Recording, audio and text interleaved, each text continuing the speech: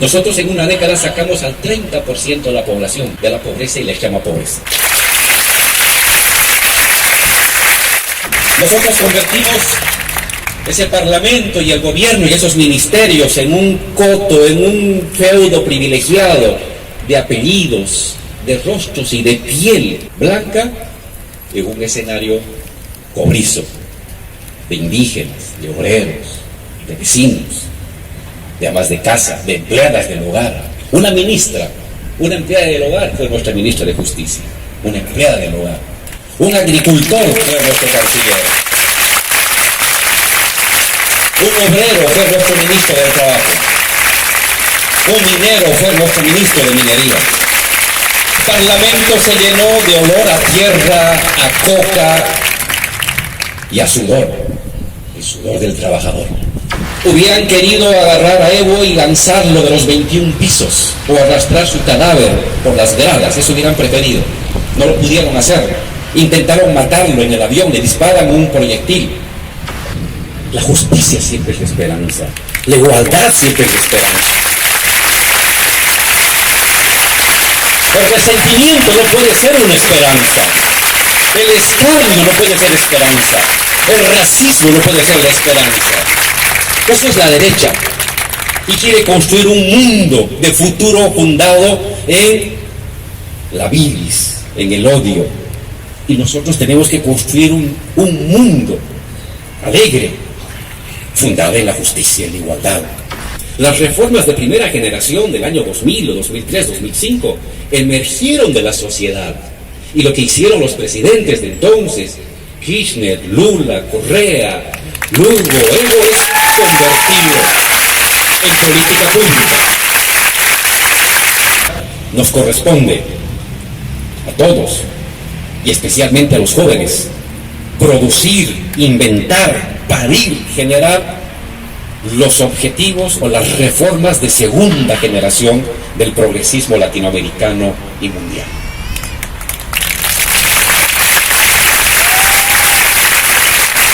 El neoliberalismo produjo privatización y más pobres, y más exclusión. Y lo que nosotros queremos no es que eso se repita, sino que se produzca más inclusión, más igualdad, más justicia. Así es que jóvenes de la universidad, de los barrios, de verdad el futuro es de ustedes. Invéntenlo, arriesguen, fallen, fracasen, levántense, vuelven a inventar, vuelvan a producir y generen ese futuro que todos deseamos. Muchas gracias, muchas gracias.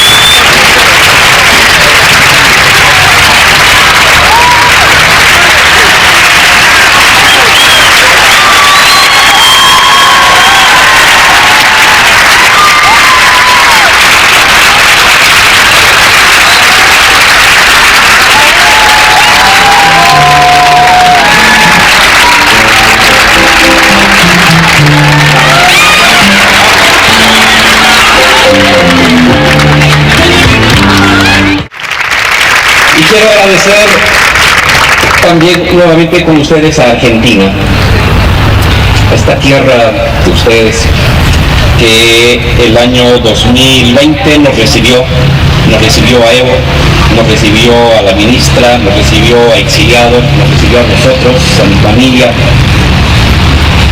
y nos recibió con mucho cariño. Nos recibió con mucha generosidad. Tuvimos un techo para protegernos de la lluvia, tuvimos un trabajo para generar nuestros recursos porque vivimos de nuestro trabajo, tuvimos el abrazo de las personas que en la calle te decían aguante Álvaro, siga adelante. Agradecer a tantos argentinos y a tantas argentinas que nos recibieron con cariño, que permitieron que mi niña pueda venir por estos parques, que pueda tener estudio, que pueda tener nuevamente esperanza. Hoy regreso de Bolivia a decirles muchas gracias Argentina. Son muy generosos, son muy bellos, son muy luchadores y son un ejemplo ustedes para el mundo de lo que es la solidaridad y el compromiso. De verdad, gracias Argentina.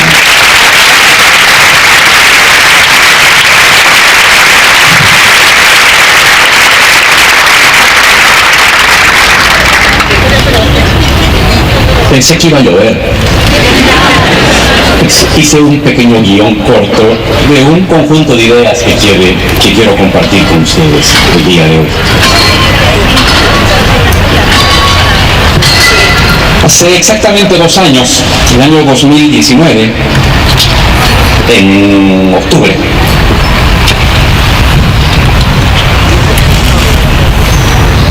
exactamente el 20 de octubre, habíamos ganado las elecciones con Evo. 47%.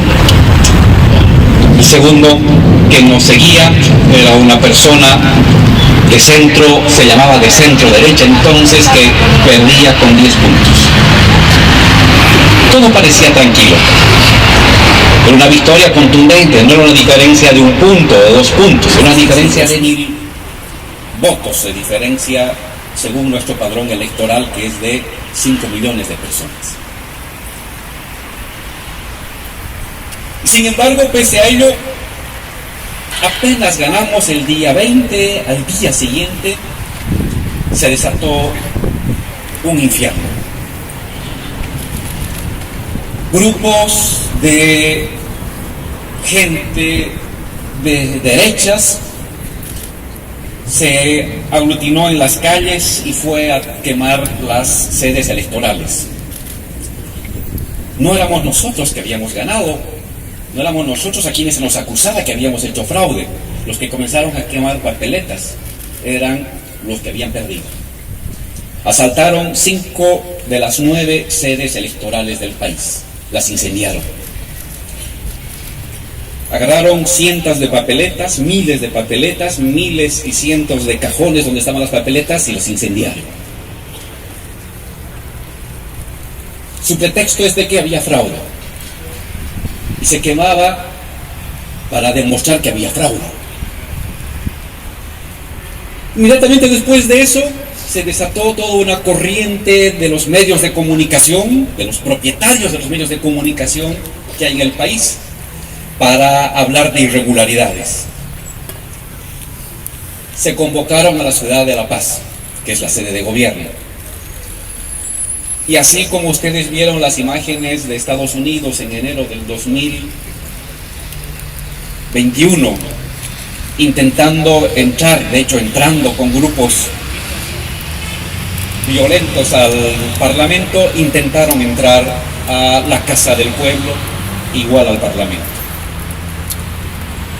Pasaban los días en medio de esa violencia desatada desde la derecha, de esta, yo le llamaba una derecha con ínfulas de Nerón, porque se dedicaba a quemar instituciones, a quemar papeletas. A los pocos días de eso, la violencia se intensificó. De quemar papeletas, de quemar edificios, de intentar entrar y atacar la sede del Parlamento, se dedicaron a humillar a las personas, dirigentes sindicales, dirigentes comunales, alcaldesas populares. Siempre la mujer va a ser el lugar de la imposición y del ejercicio de la injuria, el abuso, el supremacismo. Y agarraron una mujer, le cortaron el cabello, le echaron pintura roja, la amarraron, la encadenaron y la hicieron caminar durante cuadras y cuadras. Su delito, ser del movimiento al socialismo, es decir, acompañar al indio. A los pocos días, jóvenes de clase media alta, que tenían sus motocicletas, armaban escuadrones de motociclistas en las avenidas principales con el objetivo de impedir de que llegaran indios a la ciudad.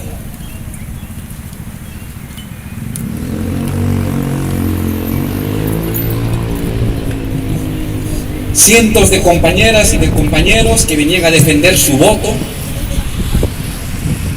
que habían votado por Evo, la gente humilde, la gente trabajadora, y que querían marchar a la ciudad para defender su voto, eran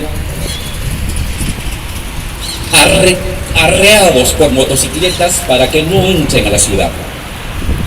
Era un regreso a los tiempos de Pizarro, era un regreso a los tiempos de la colonia, cuando los indios, los pobres, no podían entrar al centro de la ciudad. Pues en pleno siglo XXI intentaron hacer lo mismo en la ciudad de Cochabamba. 10.000 mujeres con sus niños, con sus bultos en la espalda, que venían marchando con banderas blancas, fueron expulsadas de la ciudad. Se les decía, ¿para qué vienen estas indias sucias a ensuciar esta ciudad? Se creían dueños del territorio. A los pocos días de eso, se comienza a incendiar casas. La casa de un ministro, se agarra al hermano de un diputado, se lo desnuda, se lo flagela, y se le dice que se lo va a matar si es que no renuncia. Habíamos vivido 15 años de estabilidad social y de repente aparecía de la nada estos demonios terribles, este odio. Era gente que llevaba la sangre en los ojos. No hablaba, vociferaba, no explicaba, insultaba. Era la derecha. No había razones, lo que había era resentimiento.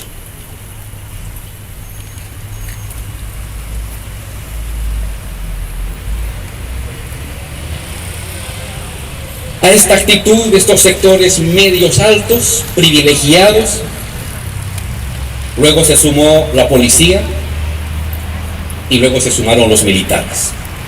El día 10 de noviembre, como hace 2 años, aviones de guerra militares sobrevolaban las ciudades, sobrevolaban el Alto, sobrevolaban y disparaban por encima de las cabezas de los compañeros que en las zonas de los bloqueos estaban impidiendo de que llegara más gente a la ciudad de La Paz, que querían tomarse el Parlamento y querían tomarse la Casa de Gobierno.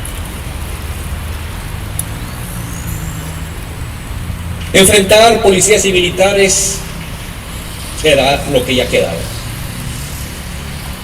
Y ahí Evo tomó una decisión sabia que dijo: yo no voy a ser causante de la muerte de mi gente, porque sé que si yo digo hay que resistir, van a morir no decenas, sino cientos o miles de mis compañeros. Dijo: yo voy a renunciar. Si es por mí, si todo esto es para que yo no sea presidente, prefiero renunciar, pero no quiero que haya un solo muerto de mis compañeros. Y ese día, 10 de noviembre, renunciamos, y el 11 de noviembre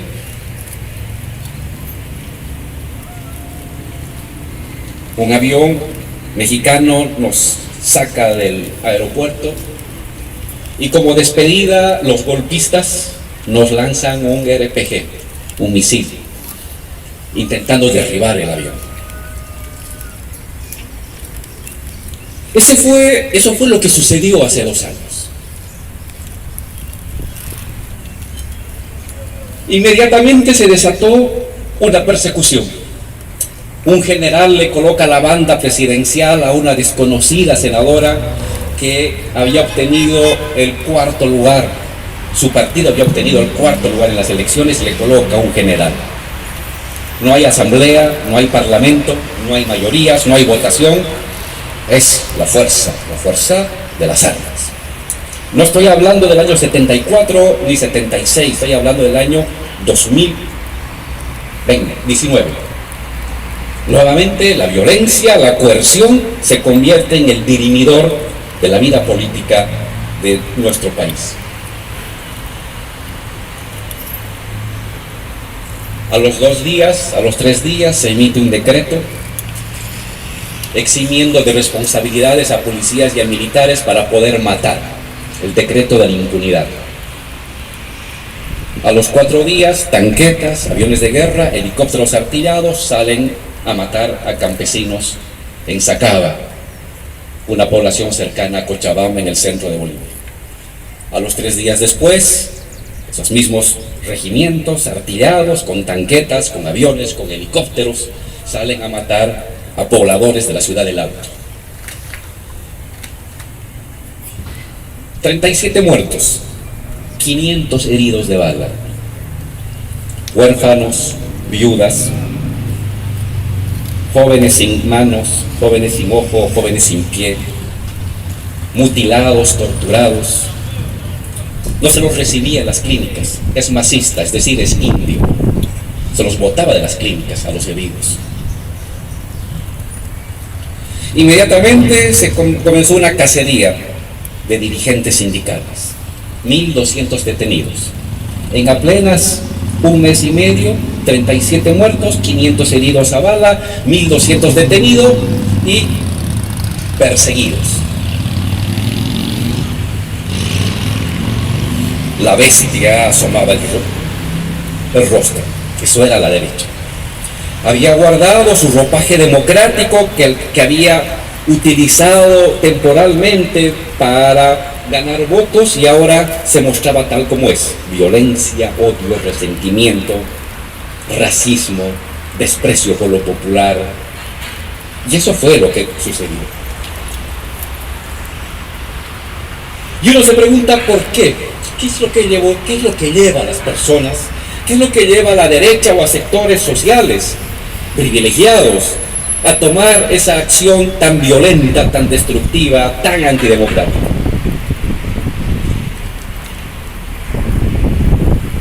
Y la respuesta es clara. Fue un golpe contra la igualdad. Fue un golpe contra la igualdad. Es decir, la lucha por la igualdad tiene sus contraefectos, sus contrafinalidades. La igualdad es una búsqueda, es un horizonte moral superior. Pues ese horizonte moral superior genera su contraparte, los resentimientos. ¿De quiénes? De los igualados. Claro, en Bolivia durante siglos, hasta que llegó Evo al gobierno, un sector privilegiado, de apellido extranjero, de piel blanca, de educación universitaria en el extranjero, había asumido que la tierra, el poder, el gobierno, los ministerios, las cancillerías, las obras, las contrataciones con el Estado, les correspondía por derecho natural, derecho de apellido. Era el racismo institucionalizado. Los indios, los campesinos, la gente del pueblo, el aymara, el quechua, el guaraní, para producir la tierra y para construir edificios. El poder para una élite, para unos apellidos. La llegada de Evo significó el quiebre de ese orden de las cosas, de ese orden moral de las cosas. Tenías un presidente indígena, tenías un canciller indígena, tenías una bancada de senadores y diputados donde el 55% eran o dirigentes sociales, obreros, o líderes indígenas.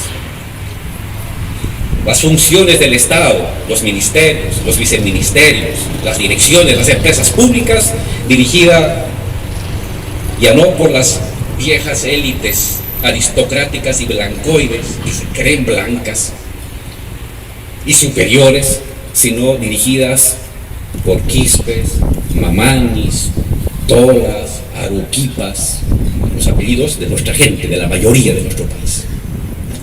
Es un hecho de igualdad. La mayoría nunca había gobernado el país. La mayoría de mi patria, de pueblos indígenas, de pueblos trabajadores, nunca había gobernado. Pues con Evo ellos se volvían poder. Y al volverse poder, se igualaban con los que siempre habían considerado que esos espacios eran de ellos por derecho, apellido y alcurnia. Y entonces aguantaron 5 años, aguantaron 10, pero no estaban dispuestos a aguantar más. Y juntaron odio, resentimiento contra este proceso de igualdad y lo escupieron y lo vomitaron en el 2019, matando gente, encarcelando gente, persiguiendo gente, torturando gente.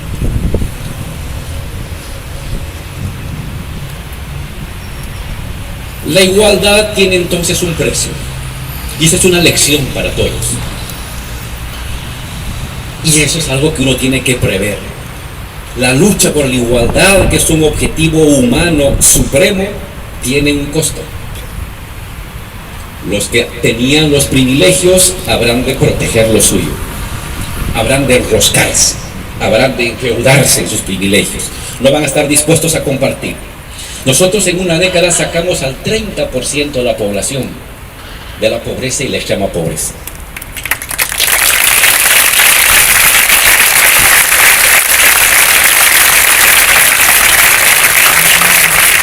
Nosotros convertimos ese parlamento y el gobierno y esos ministerios en un coto, en un feudo privilegiado de apellidos, de rostros y de piel blanca, en un escenario cobrizo de indígenas, de obreros, de vecinos, de amas de casa, de empleadas del hogar. Una ministra, una empleada del hogar fue nuestra ministra de Justicia, una empleada del hogar.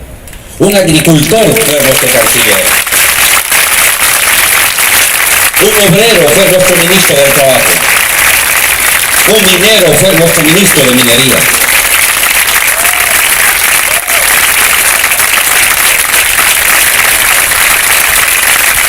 Y el Parlamento se llenó de olor a tierra, a coca y a sudor, el sudor del trabajador.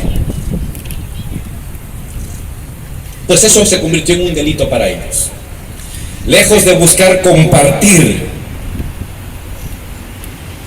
y de competir por esa justicia social, la derecha lo que hizo es atrincherarse, racializarse. Y entonces en 2019 lo primero que hacen es quemar la huipala. Esa huipala que está allí, la queman, la escupen, la pisotean. Hubieran querido agarrar a Evo y lanzarlo de los 21 pisos o arrastrar su cadáver por las gradas, eso hubieran preferido.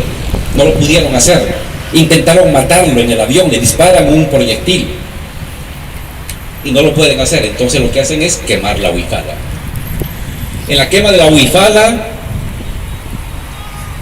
está toda esa voluntad de deshacerse de los indios, de estos indios igualados que habían dejado de ser pongos para convertirse en ciudadanos iguales. Queman la huipala y entran al Palacio de Gobierno con la Biblia en la mano, como lo hizo Pizarro en su tiempo.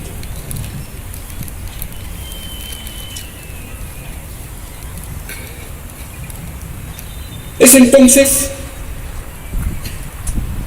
una lucha contra el empoderamiento de lo popular. Lección: las derechas son democráticas en tanto no afecte sustancialmente y estructuralmente sus privilegios, sus posesiones y sus feudos.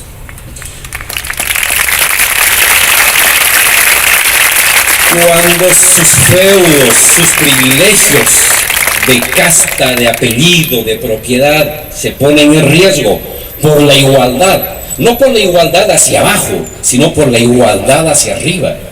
Porque nosotros no quitamos nada a los empresarios bolivianos, pero lo que hicimos es que los que no tenían nada tuvieran algo, y los que tenían algo tuvieran más, y eso a ojos de ellos fue un delito. Y en ese momento se sacan el traje de demócratas, se quitan el candado de la lengua para que limitaba el exceso de sus palabras y de su furia, y se desata el odio en el discurso de la palabra, en la acción sobre los cuerpos, especialmente de las mujeres. ¿Qué hicieron cuando llegan al gobierno? Lo que hace hoy la derecha, porque no tiene otro programa. En ninguna parte del mundo la derecha reaccionaria, neoliberal, tiene un programa que no sea destruir empresas públicas, repartirse tierras, volver deficitarias las empresas públicas para luego privatizarlas,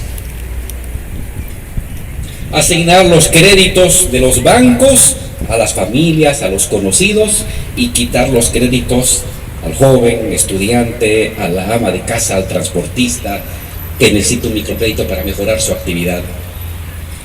Botar a los indios del poder, sacarlos, sustituirlos por las viejas familias que sí, entre comillas, saben manejar el Estado, según ellos.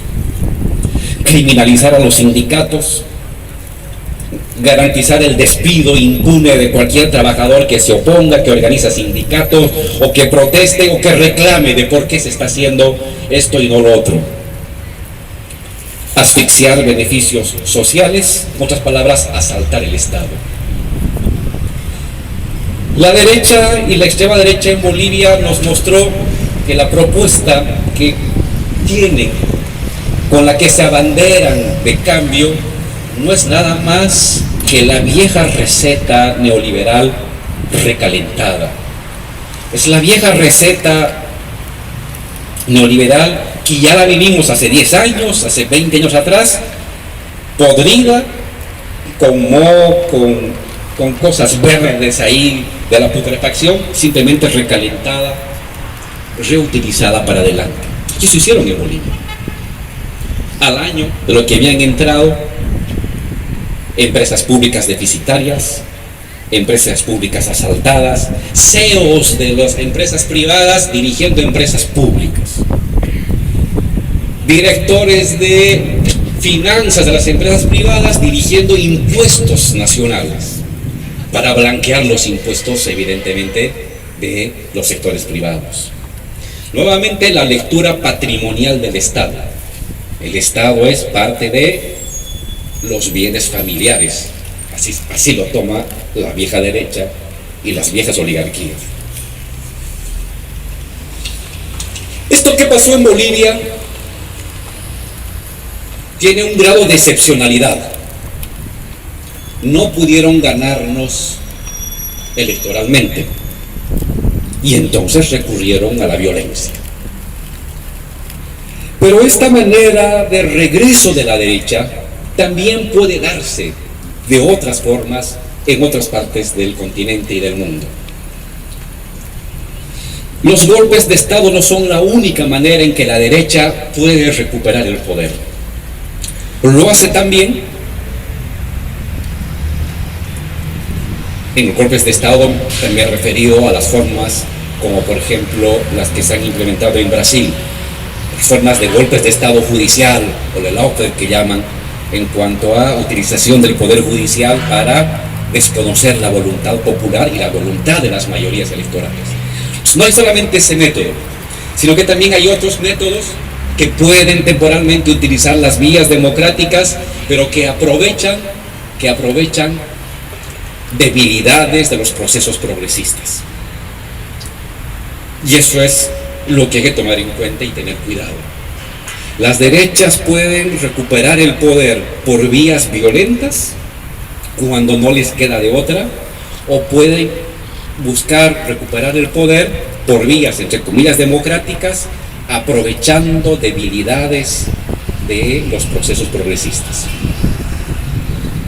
¿Cuáles debilidades fundamentalmente?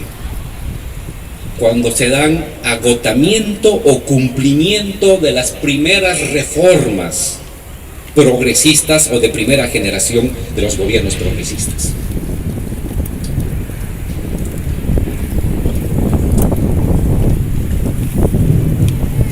En ambos casos, de cómo la derecha busca recuperar el poder, el 2022 sacamos algunas lecciones. La primera es de que la derecha que hoy enfrentamos no es la misma derecha que enfrentamos a inicios del siglo XXI. En ese entonces la derecha continental estaba golpeada. El sistema de dominación continental había sido conmovido por las grandes sublevaciones. En Venezuela, en Argentina, en Bolivia, en el Ecuador. Se habían producido grandes movilizaciones sociales, en algunos casos insurrecciones populares, que habían resquebrajado y arrinconado a la derecha neoliberal. Su consenso de Washington ya no generaba expectativas. Hoy la derecha ya no es la misma. Hoy la derecha se ha encostrado. Es decir, se ha vuelto una derecha enfurecida. Ya no porta una bandera y un estandarte del optimismo histórico de que el destino de la humanidad es el libre mercado, la globalización y el Estado pequeño. Ya no. Eso lo hizo en los años 90, en los años 80 y a inicios del siglo XXI. Hoy no. Hoy lo que mueve, lo que aglutina a las derechas es el resentimiento y la melancolía. Una melancolía por los viejos tiempos de gloria, cuando no había progresismos, cuando las mujeres estaban en las casas, cuando los jóvenes estaban vigilados, cuando los trabajadores no tenían sindicato y cuando los negocios del Estado se hacían en las embajadas extranjeras o en el Fondo Monetario Internacional. Lo que nos mueve ahora es no el futuro, sino un regreso melancólico a ese viejo pasado. Y los mueve el resentimiento. Resentimiento, en el caso de Bolivia, contra estos indios insolentes que se atreven a hacer poder, a hacer gobierno y a ser iguales, y a reclamar ciudadanía de iguales. En otros países, por la presencia de jóvenes revoltosos o de unos progresismos que han reforzado el Estado y que han puesto en duda la vigencia de la libre empresa y de la globalización.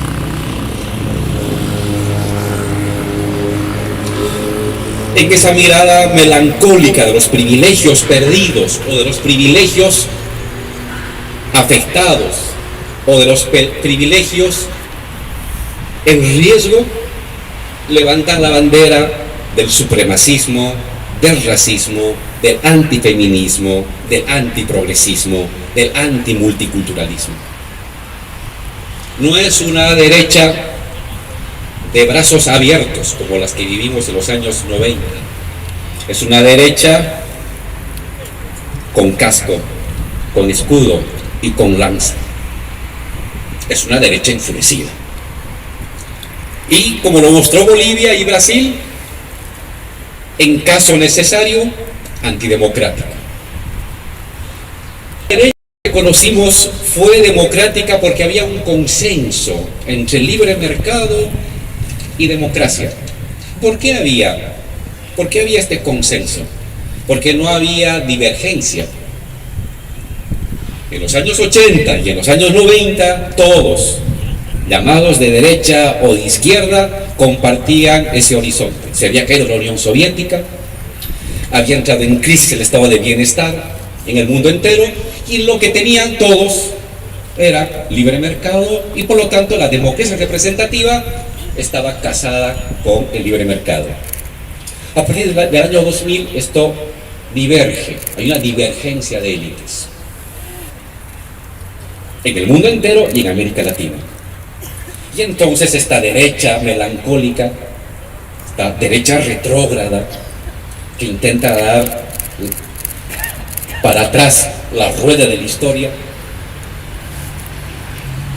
considera que en sus objetivos, si se pueden lograr por vías democráticas, bienvenido. Y si son necesarias vías no democráticas, no tienen ningún tipo de reparo moral para hacerlo. Bolivia es un ejemplo extremo, pero es un ejemplo extremo en el continente que debe llevarnos a estar muy atentos. No es una excepción irreproducible, es una tendencia. Acabábamos de oír en España hablar al premio Nobel que decía: lo bueno de la democracia no es que haya libertad para elegir, imagínense, sino de que se elija bien. Es decir, si no elegimos bien, no debemos tener el derecho a elegir. Entonces quitémosle el voto a los pobres, a los humildes, a los campesinos, porque eligen mal. ¿Por qué? Porque eligen a populistas, entre comillas. Es una mirada de una persona supuestamente culta. Es una mirada que muestra la visión utilitaria y meramente instrumental de la democracia. La democracia es buena en tanto gane, y cuando pierdo ya no es buena. Y entonces que vengan los tanques y los aviones y los helicópteros artillados a hacer el trabajo sucio. Esto que creíamos que se había acabado en los años 70 y 80 ha vuelto. Nuevamente asoma las orejas por el horizonte. Y eso es algo que tenemos que tener nosotros cuidado.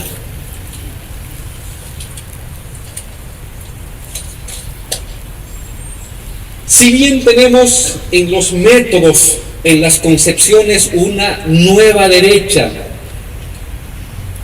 que ha recalentado viejos conceptos, es también una derecha diferente, ocupa la calle. Así como nosotros ocupamos la calle y venimos de la calle y llegamos a los gobiernos desde la calle, como desborde de la calle a las instituciones, ellos también tienen sus desbordes. Tienen sus usinas empresariales, tienen sus partidos políticos, tienen sus medios de comunicación, tienen sus mecanismos de conspiración y también ocupan la calle. No es la misma derecha de los años 90. Ellos también utilizan formas de acción colectiva como lo hacen las izquierdas. Es decir, es una derecha que ha aprendido de sus errores y sabe que hay que dar la batalla en las instituciones y la batalla por fuera de las instituciones, la batalla en los medios y la batalla en las redes, la batalla en el sentido común y la batalla en los negocios. Es una derecha, digámoslo así, más gramsciana. Ha aprendido de lo que sucedió en los últimos 20 años. Y eso es más complicado. Y de hecho, a veces ocupan más la calle que nosotros. Y este es un gran error. Porque siempre ese es nuestro territorio. De ahí venimos. De ahí somos. De ahí construimos poder.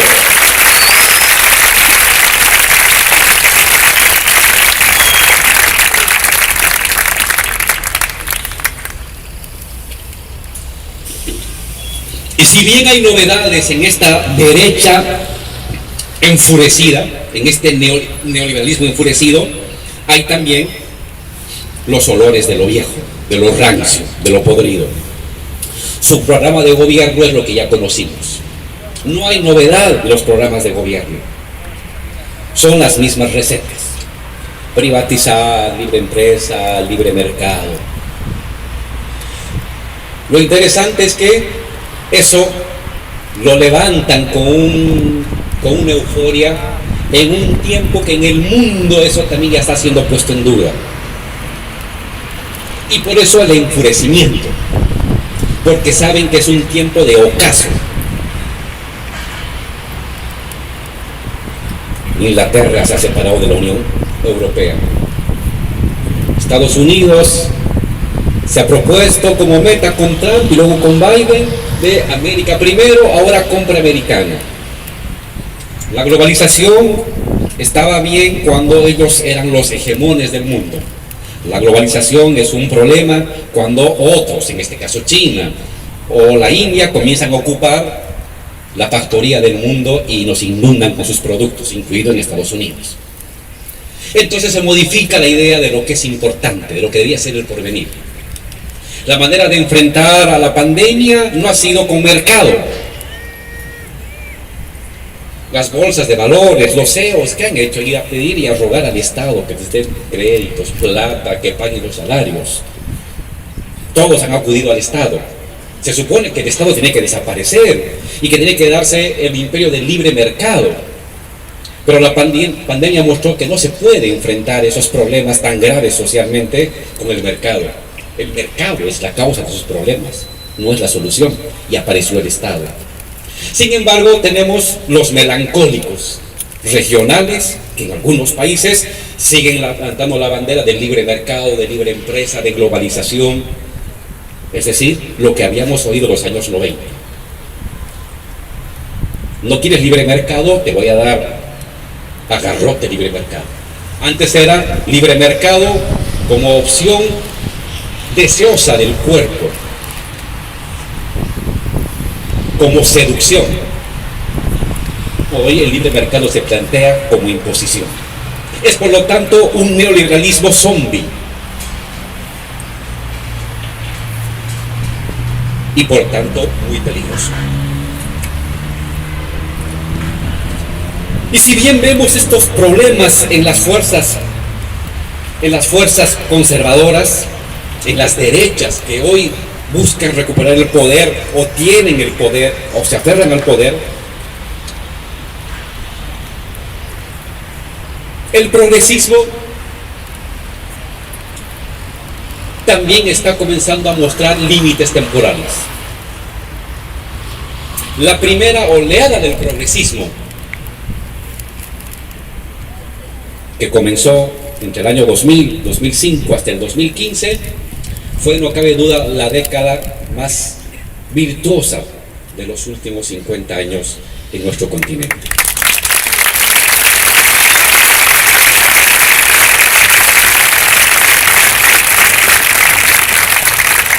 ¿Cómo demostrar eso? 70 millones de personas que solamente podían comer una vez al día, ahora comían 2 o 3 veces al día. 70 millones de personas pudieron mandar a sus hijos al colegio o a la universidad. 70 millones de personas salieron de la pobreza y extrema pobreza para entrar a la situación de ingresos medios. ¿Qué significa eso? Que la persona que nos vende dulces en la esquina, que el compañero obrero que trabaja en una fábrica pudo ahorrar un poco, pudo mejorar la alimentación de sus hijos, pudo planificar poder mandar a la universidad a la hija, pudo ahorrar para construir un negocito o pagar con crédito su departamento. Es decir, una revolución de la vida de 70 millones de personas.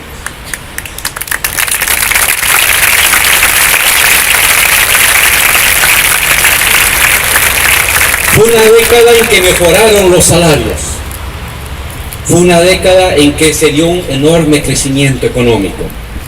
Fue una época en que se redistribuyó la riqueza. Pongo el caso de Bolivia.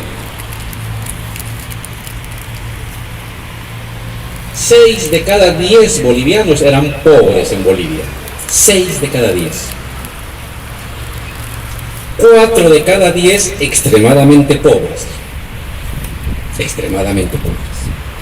En una década ya no eran 6 de cada 10 pobres, sino 3 de cada 10 pobres.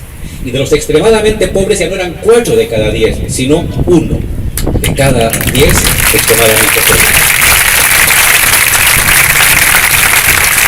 El salario de un trabajador boliviano, el país más pobre de América Latina después de Haití. Cuando entramos al gobierno, el salario de un obrero era $42 al cambio. El día de hoy son $302, el salario mínimo de un trabajador.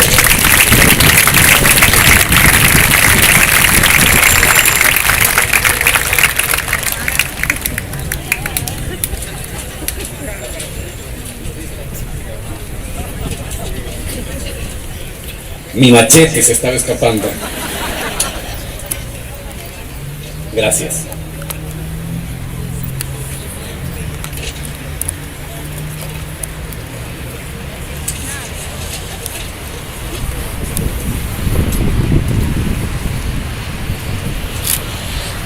Estos cambios que lo hemos vivido en todo el continente, que se volvió rosa, en esta marea y este oleaje rosa que se dio en el continente. Sin embargo, a partir del 2015 comenzó a mostrar en su primera, en la generación o la primera generación de reformas, comenzó a cumplirse y al cumplirse a agotarse. Porque hoy esas reformas que hicimos en la primera oleada son ya insuficientes ante la crisis ambiental, son insuficientes ante la crisis médica que hemos vivido y que podemos volver a vivir, y son insuficientes ante la crisis económica que desató todo ello. El mundo ha retrocedido económicamente. En promedio, América Latina ha caído 9 puntos, es decir, hemos regresado a la riqueza que teníamos en el año 2010 o 2008, en general. Otros países más, otros países menos. La herida de la pandemia es una herida abierta, que ha traído pobreza, cierre de empresas, debilitamiento de la riqueza social. Es muy complicado. Y entonces las reformas de primera generación ya no son suficientes. Cumplieron una etapa y lo hicieron bien. 70 millones de pobres del país, del mundo, del continente, 70 millones de familias, de gente humilde, trabajadora, del campo y la ciudad, viven mejor que hace 20 años. Pero ahora ya son insuficientes. Entonces tenemos aquí un hecho paradojal que caracteriza el mundo. Ni el neoliberalismo se presenta con la propuesta de un horizonte de largo plazo que no sea simplemente un regreso violento y melancólico a las glorias del pasado, ni el progresismo se presenta con una propuesta de horizonte, con la capacidad de remontar las dificultades que han emergido de la pandemia, de la crisis económica y de la crisis ambiental.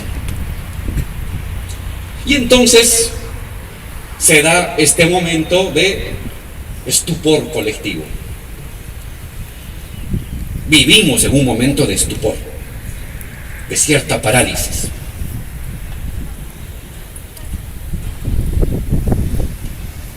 Es como si el tiempo estuviera suspendido. ¿Cuándo tenemos sentido del tiempo que transcurre? Cuando imaginamos una línea concatenada de sucesos que se dirigen a un fin. Quizás nunca vas a ver ese fin, pero imaginariamente ordenas tu vida, tu cotidianidad, tu relación con tu pareja, con tu universidad, con tu clase, con tus amigos, en una concatenación dirigida a un objetivo. Ese es un horizonte. Pero cuando eso se derrumba, ¿estaremos vivos en un año o no? ¿Habrá trabajo en un año o no? ¿Podré ahorrar en un año o no? ¿La nena podrá ir al colegio o a la universidad o no? Cuando se rompe mi posibilidad de prever el futuro, el tiempo se detiene. El tiempo físico sigue pasando, pero parece un tiempo dilatado. Pasan las cosas, una infinidad de cosas, pero es como si el tiempo estuviera congelado. ¿Por qué? Porque no tengo manera de prever a mediano ni a largo plazo mi destino como persona, como familia, como colectividad, como sociedad. Esta es una característica actual del tiempo. Porque los proyectos en pugna se están mostrando débiles. El neoliberalismo recalentado y zombie que persevera y que no es capaz de conquistar el optimismo ante la historia. Y un progresismo de primera ola que hizo un buen trabajo, pero que no está pudiendo delinear la siguiente ola de reformas.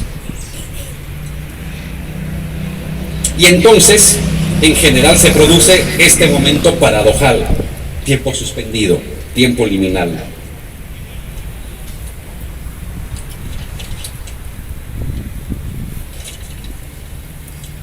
Lo importante de estos tiempos paradojales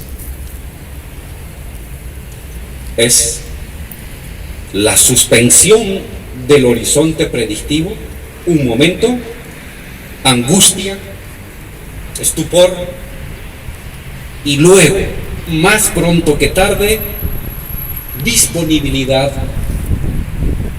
a nuevas creencias. Porque eso produce una crisis cognitiva. La gente puede aguantar 1, 2 años, 3 años con el tiempo suspendido. Pero necesitamos futuro. Somos seres de creencias. La gran diferencia del ser humano frente a otros seres vivos es la creencia. Y necesitamos inventar una creencia. ¿Cómo será el porvenir? Hoy estamos en el estupor. Más pronto que tarde vendrá la disponibilidad cognitiva. La disponibilidad a revocar viejas creencias y a colocar nuevas creencias. Y ahí, en esa lucha de las nuevas creencias, hoy se presentan y se enfrentan dos fuerzas.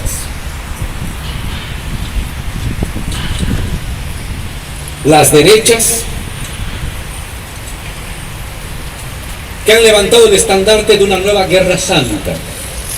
Son los nuevos cruzados, con sus cascos, con sus corazas, con sus escudos, con sus lanzas, y que quieren enfrentar a los nuevos enemigos de la libertad. ¿Quiénes son los nuevos enemigos de la libertad? Los progresistas, los populistas, los indianistas. La alcaldesa de España decía: el indianismo es el nuevo comunismo. Y vamos contra él. Está evocando a esa manera dicotómica de dividir el mundo de los años 60, la libertad y el comunismo. No hay comunistas, los que habemos somos muy pocos todavía, pero nos hemos convertido en el gran fantasma, los comunistas. Lo que hay es progresismo, y dentro de los comunistas, socialistas, nacional populares, pero eso que abarcamos con el nombre de progresismo se ha convertido en el gran enemigo. Y ojo, no es un adversario político, es un enemigo moral, peor, más grave.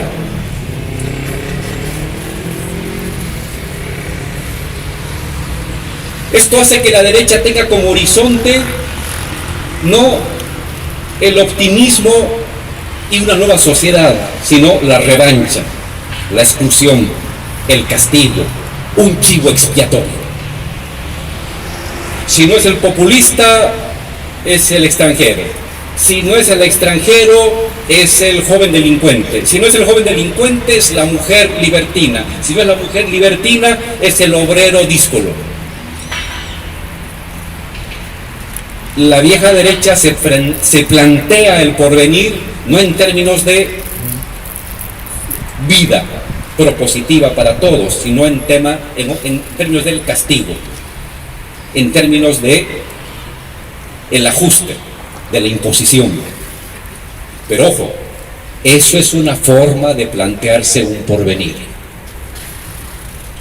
En esa forma degradada y degenerada hay el intento de construir un horizonte de porvenir.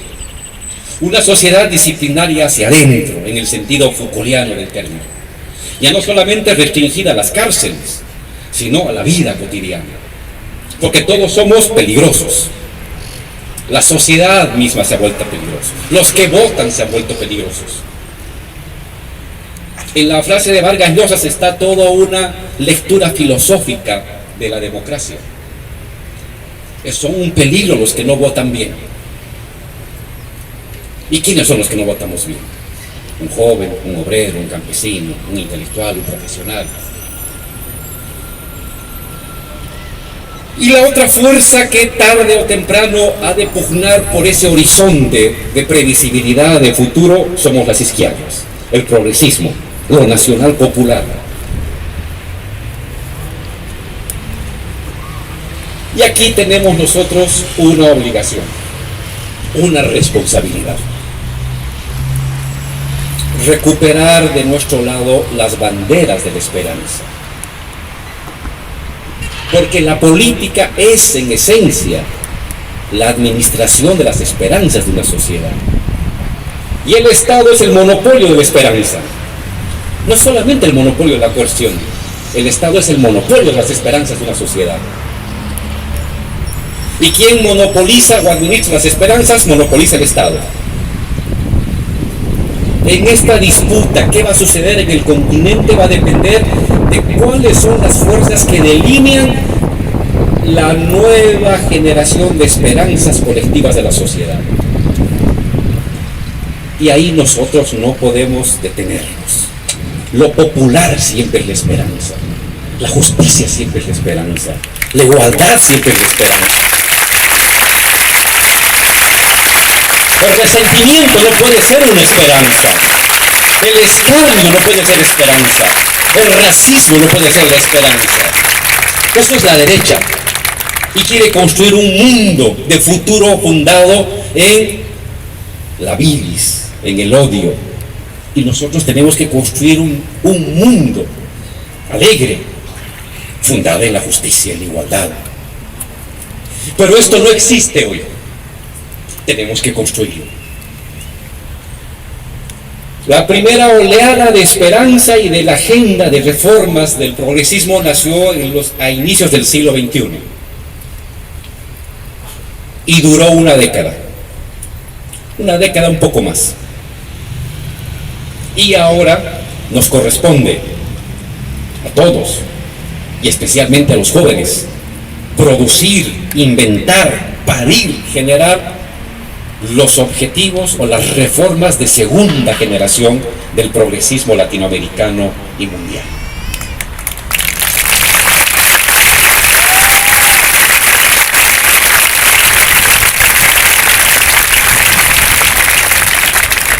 Esta generación de reformas o estas reformas de segunda generación no se trata meramente de un listado que podemos hacer tomándonos un café. Corresponde al espíritu de una época, a las cosas que están emergiendo en medio de la desesperanza, en medio del estupor, en medio de la parálisis. Comienzan a bullir ciertas ideas, ciertas expectativas. Es decir, es un producto social, no solamente un producto gubernamental. Las reformas de primera generación del año 2000, 2003, 2005 emergieron de la sociedad. Y lo que hicieron los presidentes de entonces, Kirchner, Lula, Correa, Lugo, Evo, es convertirlo en política pública.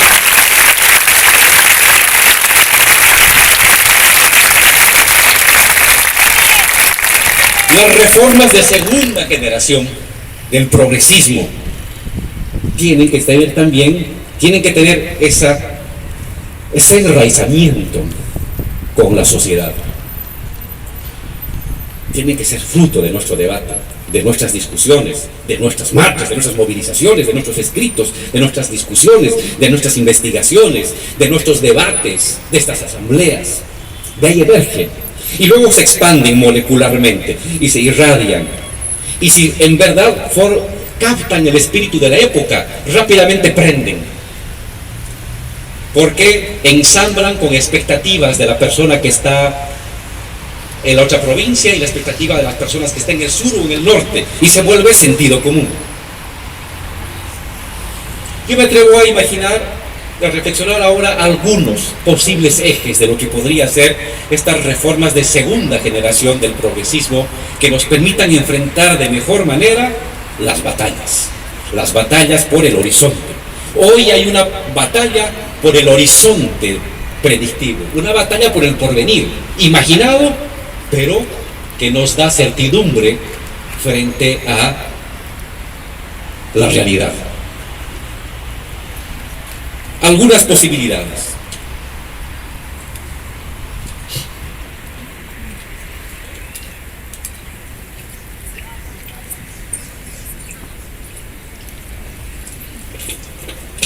Soy un camello.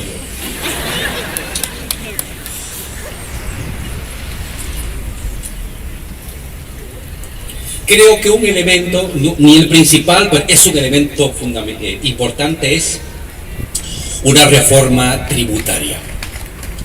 Una reforma tributaria.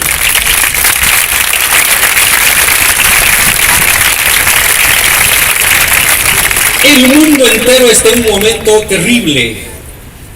La economía se ha desplomado en el mundo entero por la pandemia. El continente más afectado, Latinoamérica, menos 9% decíamos. El resto del mundo, menos 5, menos 6%. Menos, cuando estábamos acostumbrados a más, a +3, a +4, en el caso de Bolivia 15 años de +5 de crecimiento continuo. Y ahora vamos para atrás. Eso deja una secuela de pobreza, una secuela de abandono, una secuela de empresas cerradas, una secuela de ahorros liquidados, una secuela de frustraciones sociales. ¿Cómo se enfrentan los problemas económicos? Solo hay dos maneras. O ajuste a los salarios o ajuste a la riqueza. No hay más. No hay más.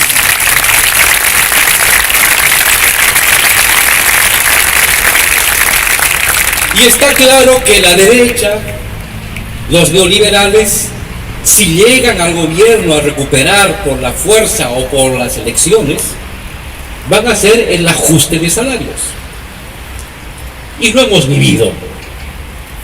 Porque de algún lado hay que sacar el dinero para cubrir el déficit fiscal. De algún lado hay que sacar el dinero para garantizar beneficios sociales o construir o impulsar obras. De algún lado. No cae dinero del cielo. Podemos imprimir un poco, pero si se distancia mucho de la base productiva real, viene la devaluación, viene la inflación. Tiene que haber algún lado donde un gobierno saque la riqueza. Y la economía, con sus 200 años de existencia, nos ha dicho solamente en esas dos formas: o al salario o a la riqueza. Pues nos toca a nosotros, en este momento de emergencia grave, complicado, ajustar la riqueza, no ajustar el salario.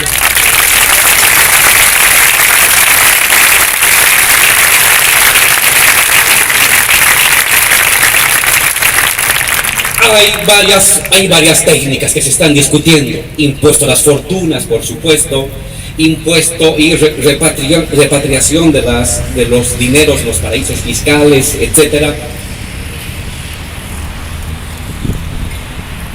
Hasta Biden está haciendo esto. Hasta el G7, el Fondo Monetario y el Banco Mundial han establecido un impuesto mínimo a las empresas del 15% a nivel mundial. Ellos lo saben, que tienen que ajustar un poquito en la riqueza para luego ajustar mucho en el salario. Nosotros tenemos que debatir las formas de ajustar la riqueza en un tiempo terrible, de debacle económica planetaria, de debacle económica regional. No se trata de que el rico se vuelva pobre, se trata de que el rico no sea obscenamente rico, como sucede hoy en algunos países de nuestro continente.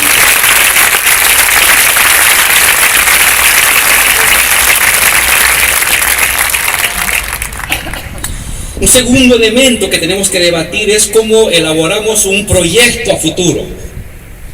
La economista Mariana Mazzucato habla de los moonshots, de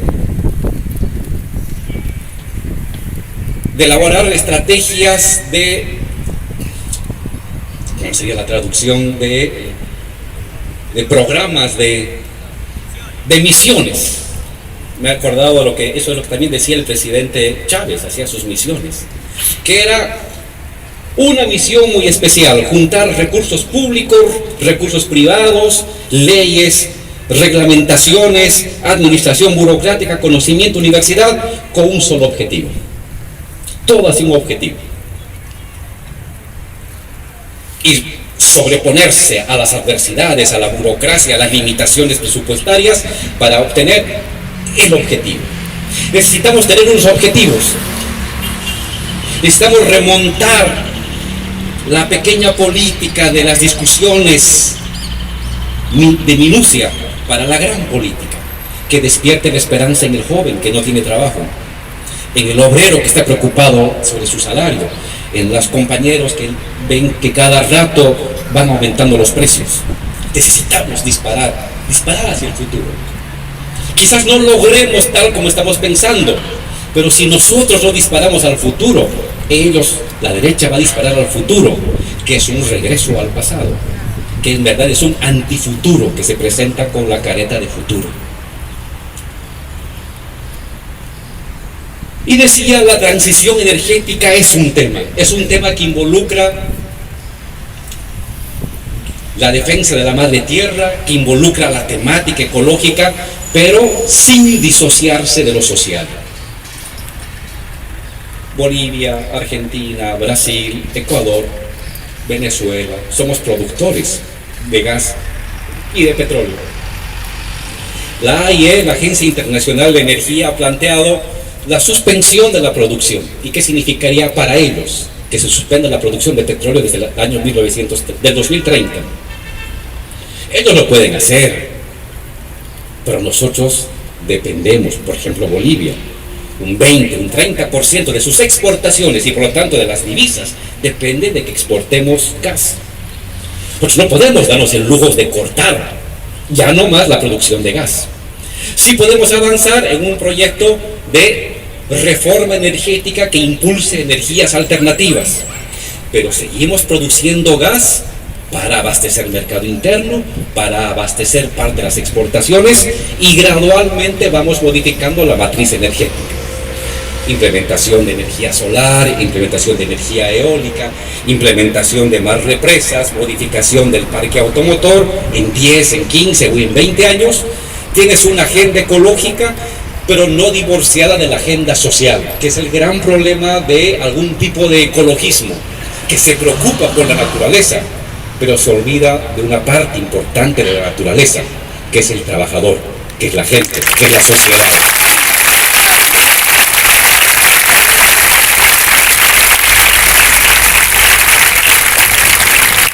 Parte de esta agenda o de este horizonte de transición energética es el litio. Países como Chile, Argentina, Bolivia, México, que tenemos las mayores reservas de litio del mundo, debemos asumir esa actividad y ponernos metas. Hasta el año 2027 producir 150.000 toneladas de hidróxido de litio. Hasta el 26 litio metálico. Hasta el 29 30% las baterías para los automóviles con litio fabricado en Argentina o en Bolivia o en Chile o en México. Un conjunto de metas que haga que el estudiante, las universidades, los ministerios, los recursos estatales, la inversión privada concurra hacia una sola meta. El litio es una de las esperanzas en este tipo de reforma, de transición energética que podemos implementar en nuestros países. Tenemos que también aprovechar este microciclo de la elevación de los precios de los commodities. Este año el precio de la tonelada de soya ha pasado de los 200, 250 dólares la tonelada a casi 600, 550 dólares. Más del doble. Es probable que el siguiente y el subsiguiente y el subsiguiente se mantengan esos precios. Igualmente el precio del petróleo ha pasado de menos 20 que estaba creo el año 2020 en mayo, ahora está en 80 dólares.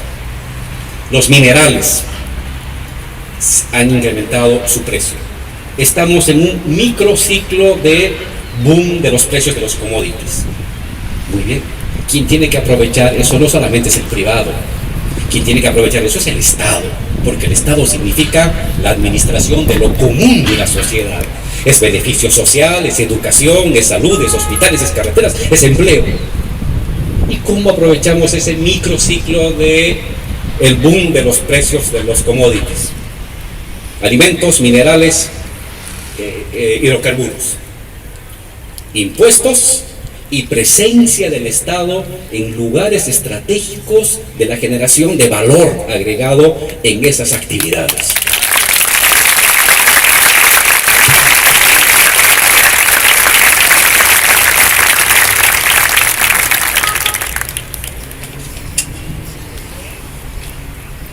Se habla de economía digital.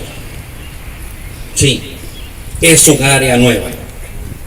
Es un área nueva donde el privado está haciendo negocios, y qué bien que los haga. ¿Y por qué no puede hacerlo también el Estado?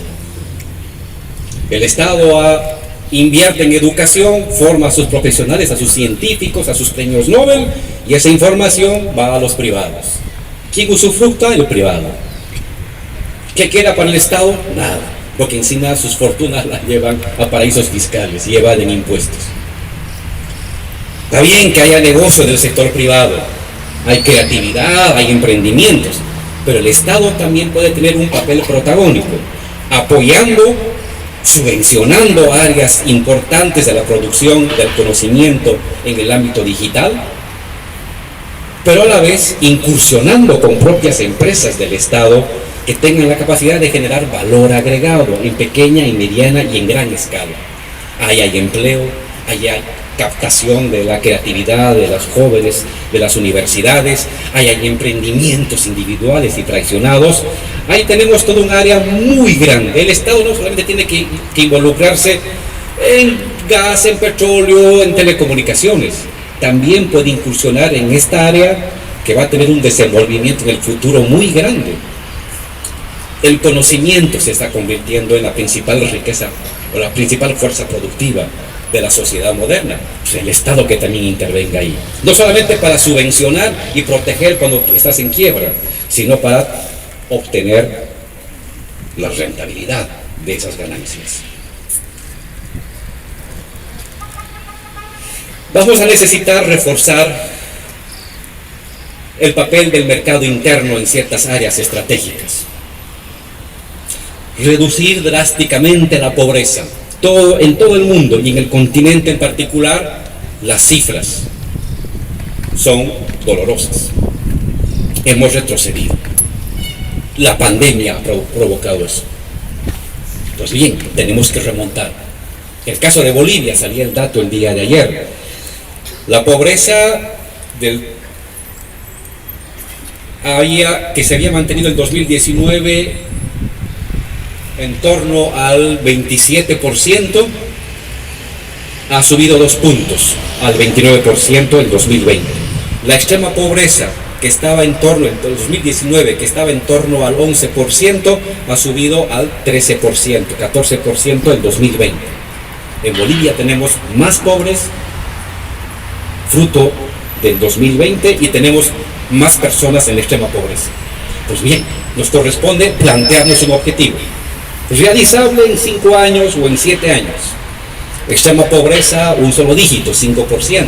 Pobreza del 29 al 19% en 5 años. No sé, lo que se pueda, lo que digan las cifras, pero apostar para que le demos a las personas que hoy no tienen empleo, no tienen el alimento y están preocupados, decirles, sí, yo voy a caminar con ustedes para que ese su sufrimiento acabe en 3 años o en 4 años o en 5 años.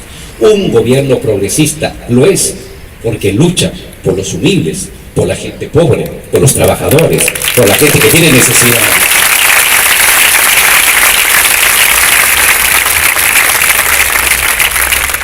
La temática de la suspensión del pago de la deuda externa. Se ha mencionado ya en los foros internacionales, lo han hecho nuestros presidentes, tenemos que hacerlo. ¿Dónde fue a parar la deuda que se contrajo en los años anteriores? ¿Fue a parar a un barrio popular? ¿Fue a parar al salario de un trabajador de una fábrica? ¿Fue a parar a la actividad independiente de un compañero que tiene su microempresa? ¿O paró en las grandes fortunas? Es claro dónde fue ese dinero. ¿Por qué tendríamos que pagarlo todos? Porque la deuda externa se paga con nuestros impuestos, con lo que paga cada uno de ustedes. Y no puede ser que la riqueza de pocos se pague con el impuesto de todos. La derogatoria o la suspensión del pago de la deuda externa es una demanda continental y mundial de justicia, de dignidad.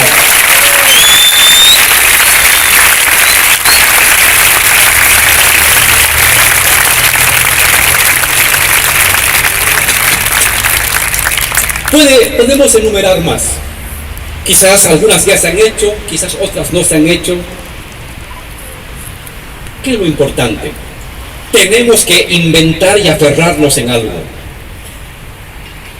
Tenemos que diseñar una imagen de futuro. Tenemos que volver a levantar las banderas de porvenir. Quien administra el porvenir de una sociedad es gobierno, es poder y es Estado. Si la bandera del porvenir, imaginado, deseado, esperanzado, queda en manos de la derecha será poder. Si nosotros levantamos nuevamente las banderas, otras, unas más radicales, menos radicales, pero algo, un paquete de proyectos, de misiones a mediano plazo, la derecha no va a regresar. La derecha va a ser nuevamente derrotada. Pero eso es una batalla de ideas, de pensamientos, de ideología, de proyectos.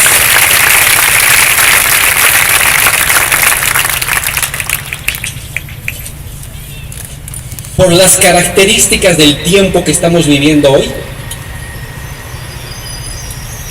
por estas limitaciones que estamos teniendo ellos como nosotros en el diseño del horizonte predictivo de mediano plazo, que es un tema planetario, no es un tema meramente continental, es un tema planetario.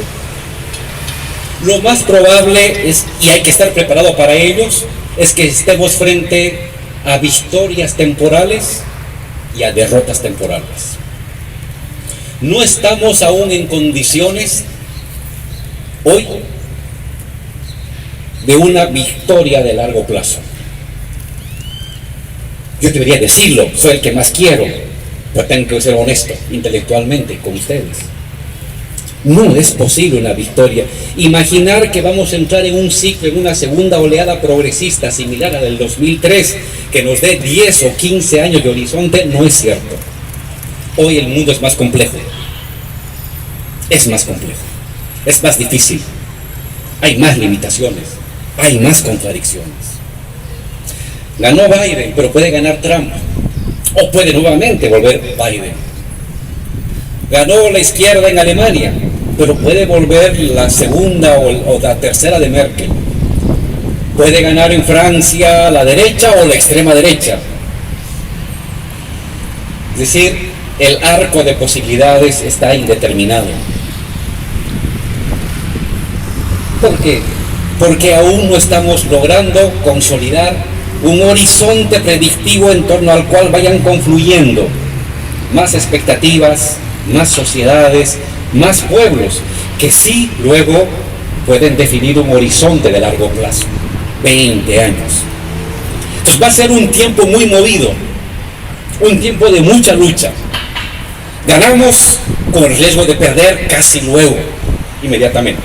Y esa pérdida va a ser también temporal, porque ellos tampoco tienen un horizonte estable, hegemónico, seductor de largo plazo. Pero alguien tiene que construirlo.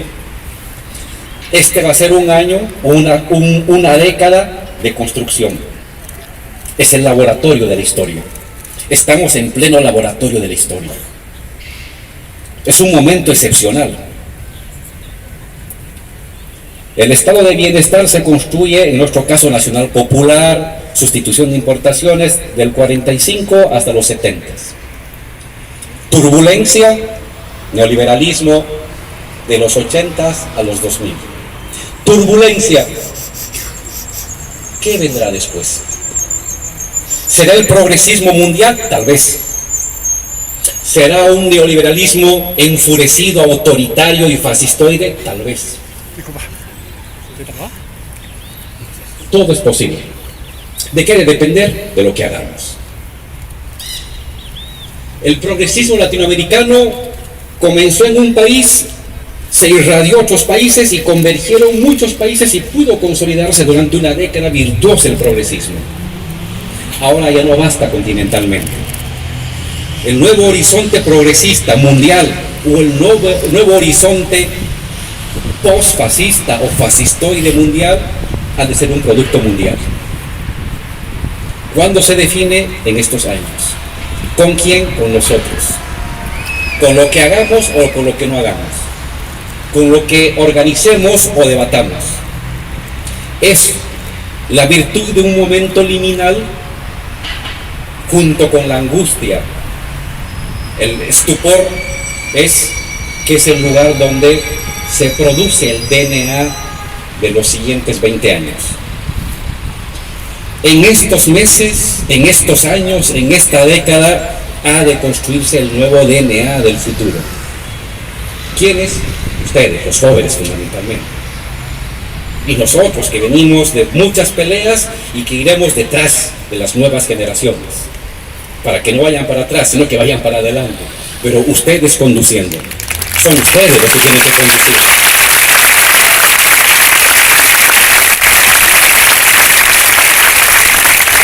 Un tiempo liminal es un tiempo angustiante, a veces frustrante, pero es un tiempo especial porque es cuando todo se puede crear. Como no hay futuro, el futuro se lo puede crear. Porque tiene que haber futuro. Tarde o temprano ha de haber un futuro, bueno o malo, pero va a haber futuro. Que sea el bueno, que sea del lado bueno de la historia, solidario, comunitario, igualitario, con justicia social.